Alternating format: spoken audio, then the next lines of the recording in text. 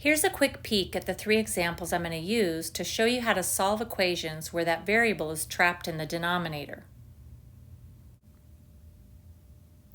A big picture strategy for solving equations: if you happen to see that the equation in front of you has some denominators, a good way to start is to multiply both sides by the denominators.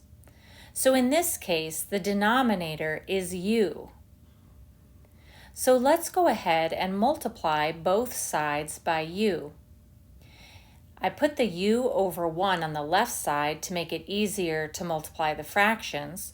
Notice the u in the numerator and denominator cancel, leaving me with 2. The right side is 6 times u. Now, to get u by itself, I need to get rid of that multiply by 6. So I will divide by 6. On the right side, the 6's cancel. And on the left side, both of those numbers are even, so we can divide both of them by 2. Dividing the numerator by 2, we get 1.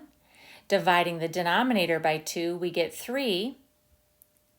So the fraction there on the left simplifies to 1/3, and there we have our final answer.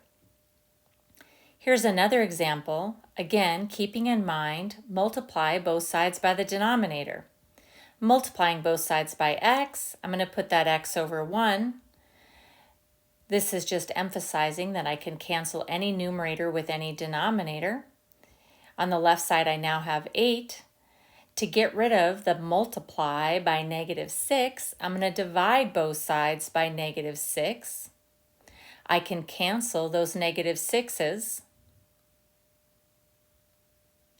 On the right side, that leaves me with x. And on the left side, I can simplify that fraction because they're both even numbers. Dividing the 8 by 2, I get 4.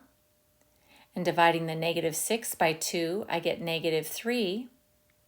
So that fraction simplifies to 4 over -3. Keep in mind, when it comes to fractions, the negative can go at the top, the bottom, or out to the side. Usually for a final answer, we leave it out to the side.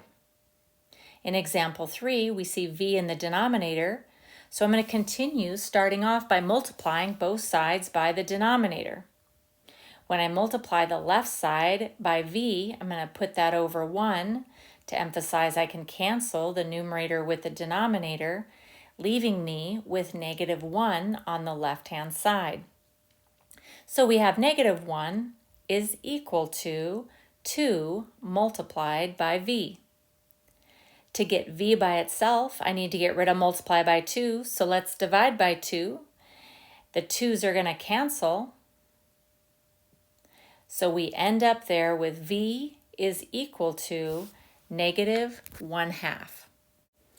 I think it's worth saying again that negative on a fraction can go at the top, the bottom, or out to the side.